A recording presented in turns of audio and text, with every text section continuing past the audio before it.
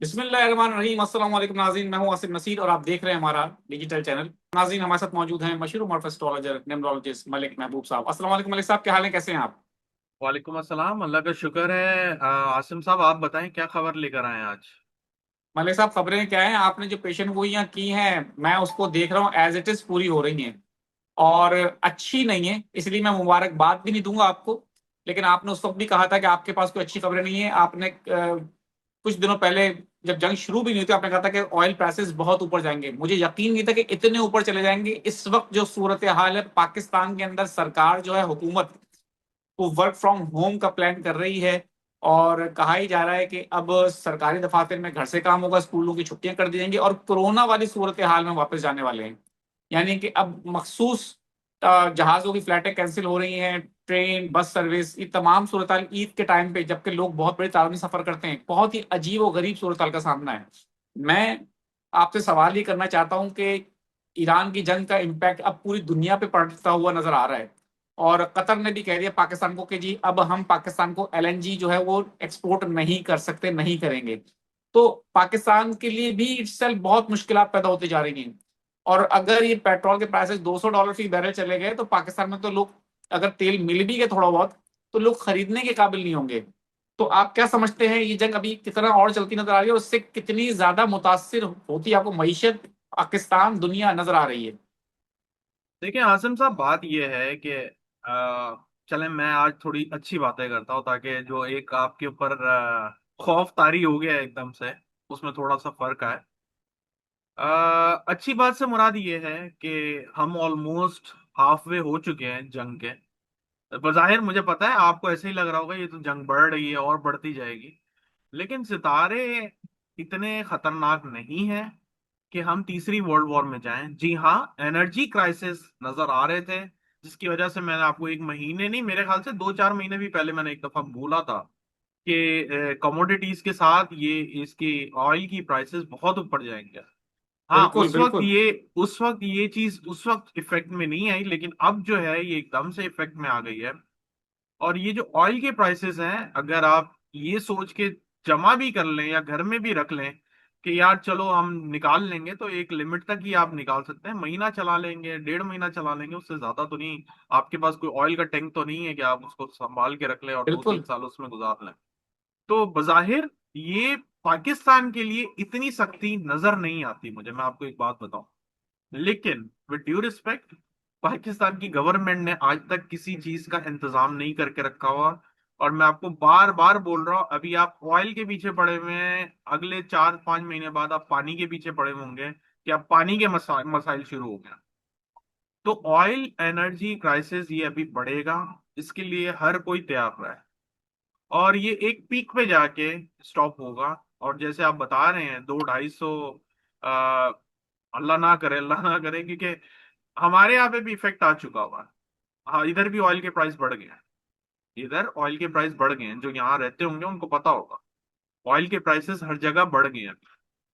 जी, तो आसिम साहब, आने वाले दिनों में 8, 9, 10 और फिर 12, 13, 14, 12, 13, 14 ज्यादा खतरनाक है। 8, 9, 10 में खुदा ना खासा पाकिस्तान में, खुदा ना करे, अल्लाह ना करे, कभी ना करे कि कोई नाखुशगवार वाकया हो सकता है, बॉर्डर से भी और इंटरनल जो हालात हैं, इसमें पॉलिटिक्स भी आते हैं और इंटरनल इश्यूज, जैसे खुदा ना खास्ता अल्लाह ना करे खुदकुश हमले।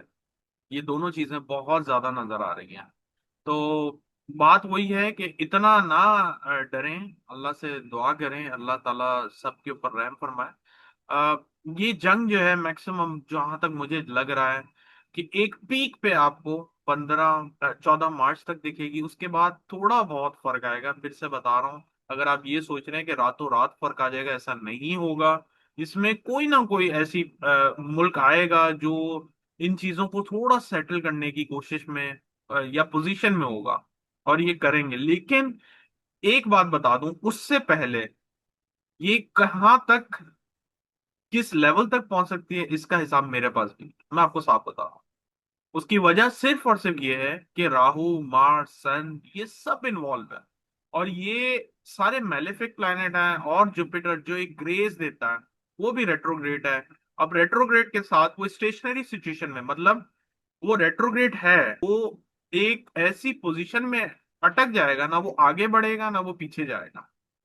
इसकी एग्जांपल ये है कि स्टेशनरी का मतलब ये होता है कि जैसे फॉर एग्जांपल गाड़ी रिवर्स कर रहे हैं हम लोग, एक लिमिट के बाद हमें ब्रेक लगानी पड़ेगी और वो स्टिल हो जाएगी, ना आगे होगी ना पीछे। ये सेम वही सिचुएशन में जुपिटर जाएगा 2 दिन के लिए, उसके बाद वो फिर अपनी पोजीशन चेंज करके डायरेक्ट पोजीशन में चलना शुरू होगा। तो इसलिए मैं एक्सपेक्ट कर रहा हूँ, ये आपको इसलिए सब कुछ बता रहा हूँ क्योंकि माशाल्लाह हमारे पास बड़े जहीन लोग हैं, वो ये बोलते हैं कि ये तो आप जो है एस्ट्रोलॉजी नहीं, जो तबसरे हैं वो कर रहे हैं। अब मैं एस्ट्रोलॉजी समझाऊंगा तो फिर शायद आपको थोड़ी बहुत समझ में आ जाए। तो इसका मतलब ये है कि ये मामलात जो है बीच में एक दफा अटकेंगे जरूर, मतलब डेडलॉक आपको मजीद बरकरार दिखेगा, और उससे पहले एनीथिंग कैन हैपन। अल्लाह रहम करे, अल्लाह करे अच्छा ही हो, लेकिन मामलात अभी काफी संगीन है सर, 15 तक। मलिक साहब, मैं असल में ईद जो है पाकिस्तान में वो तकरीबन 23 मार्च के आसपास आ रही है, 22 मार्च इस तरह गालबन। सवाल असल में ये भी था कि बहुत सारे लोग इस वजह से भी कंसर्न है, उन्होंने सवाल भी पूछा है कि लोग, आपको पता है कि पाकिस्तान की अगर मैं बात करूं तो लोग ईद पर अपने घर जाते हैं ईद मनाने के लिए। ट्रेनों पे बड़ा, आपको पता है, खसूसी ट्रेनें चलाई जाती हैं और एक बस का टिकट नहीं मिलता, मतलब लोगों का ट्रैवल बहुत ज्यादा होता है, हर कोई चाहता है। पर्सनली मैं खुद भी जाता हूँ अपने घर।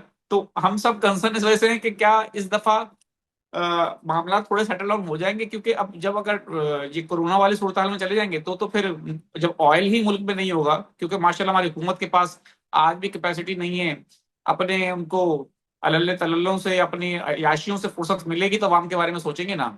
तो जब भी कोई क्राइसिस आते हैं दुनिया भर में, सबसे पहले हम पे असर पड़ता है उस चीज का। तो क्या आपको लगता है कि ईद पर लोग अपने जो प्यारों में ईद मनाने जाते हैं, लोग ट्रैवल करते हैं जाते हैं, उससे पहले मामला सेटल डाउन होते नजर आ रहे हैं आपको? सर वो जो आप सेटल डाउन सोच रहे हैं वो मुझे पॉसिबल नहीं लगा। बेहतरी जरूर आएगी, सेटल डाउन नहीं हो। बेहतरी आएगी, सेटल डाउन नहीं हो। तो मैं आपको एक बात साफ बता दूं, अगर आप ये सोच रहे हैं कि ईद अच्छे से गुजर जाए तो बेहतर यही है कि फिलहाल जहां हैं वहीं रहें, ज्यादा बेहतर रहेगा। क्योंकि मामलात इतनी जल्दी सॉल्व नहीं होंगे, बेहतर होंगे। मैं बार बार बता रहा हूँ, बेहतर का मतलब बेहतर होते हैं। आप ये बोलें कि ये रातों रात चीजें बदल जाएं, ऐसे नहीं लगता मुझे। अल्लाह करे ऐसा हो जाए तो मैं गलत साबित हो जाऊं, मुझे कोई मसला नहीं, क्योंकि ये इसमें मैंने आपको पहले भी बताया था सर, ये जंग में किसी का फायदा नहीं होने वाला। चाहे आप वहां बैठे हुए चाहे मैं यहाँ बैठा हूँ, और दुनिया में हर जगह पैनिक, डिस्टरबेंस। अब यहाँ देखिएगा, आपको मैं एक बात बता दूं, ये जो महंगाई का तूफान, मैं आपको पहले बता रहा था कि मुझे लग रहा है मार्च अप्रैल में महंगाई का तूफान आएगा पाकिस्तान में। और अब यही चीजें जो आपको पौने पौने या पौने पौने की तो अब बात ही नहीं है, जो आपको 5 7 10, इधर तो डॉलर्स में होती है, खैर रुपीस में अगर वहां पे 400 500 में, वो डबल में होंगी।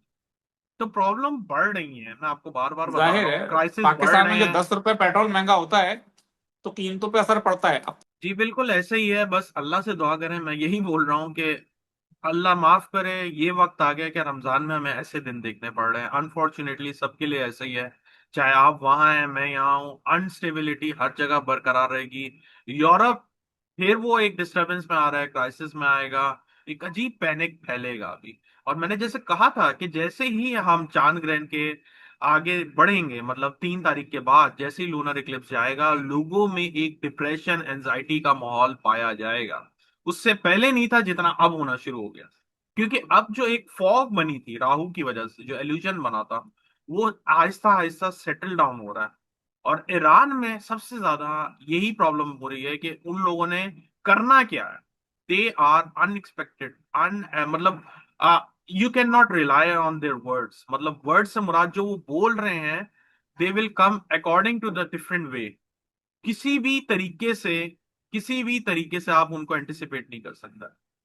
एक होता है ना कि यार इससे ज्यादा क्या करेंगे, ये मेरी मिसाल है कि आप अगर ये सोच रहे हैं इससे ज्यादा क्या करेंगे, वो इससे ज्यादा क्या करेंगे वो मुझे भी नहीं पता। और सितारों में इसलिए नहीं बता पा रहा हूं क्योंकि राहु अनएक्सपेक्टेड रिजल्ट देता है। अनएक्सपेक्टेड मतलब अनएक्सपेक्टेड, ये राहु की बिल्कुल क्वालिटी ठीक है, है, दैट्स इट। बिल्कुल ठीक है। मले साहब, कुछ लोगों के सवाल ले लेते हैं। बिलाल अहमद हैं, 24 अप्रैल 2004 इनकी डेट ऑफ बर्थ है। फाइनेंशियल हालात 3 साल से खराब चल रहे हैं, तो उस हवाले से पूछ रहे हैं। 24 अप्रैल 2004।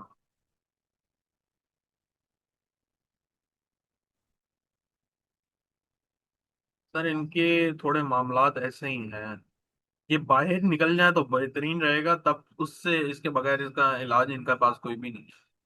और आगे मुझे ज्यादा ही मामलात खराब दिख रहा है, विद ड्यू रिस्पेक्ट। इनको जरा सोचना चाहिए अपने बारे में।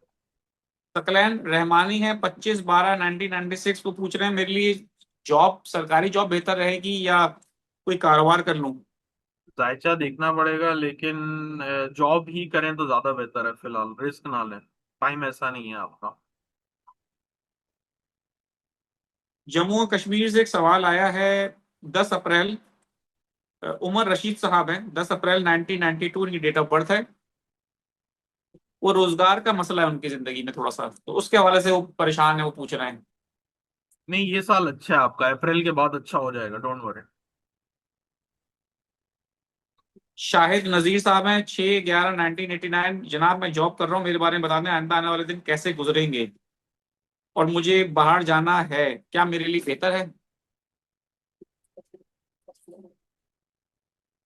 ट्राई करें, लेकिन मामलात 27 के एंड में बेहतर होंगे आपके बायर के लिए।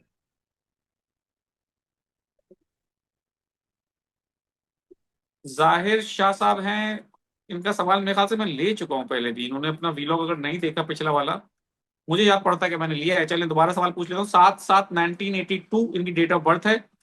प्लीज रोजगार के लिए आपसे बार बार पूछ रहा हूँ। सर क्या पूछ रहे हैं? अब सवाल भी इनका वाजे नहीं, क्या पूछना चाहते हैं आप। सर ये साल फिर भी अच्छा है, जुलाई के बाद थोड़े से स्ट्रगल आपकी जिंदगी में और आने वाले हैं, तो जरा ध्यान रखें आप। मोहम्मद उमर सिद्दीक साहब हैं 16/1/1996, वो सवाल ही उनका, जॉब करता हूँ, अपना काम करना चाहता हूँ, सही रहेगा या नहीं। सही रहेगा, लेकिन अगले साल करें तो ज्यादा बेहतर रहेगा। बिल्कुल ठीक है मलिक साहब, बहुत बहुत शुक्रिया हमें वक्त देने के लिए। नाज़रीन, यहाँ हमारे वीलॉग का वक्त खत्म हुआ। मुझे और मलिक महबूब साहब को दें इजाजत। आखिर में हमारा वही पैगाम है, मुस्कुराएं, प्यार बांटें और अपने आसपास के लोगों का ख्याल रखें। अल्लाह हाफिज।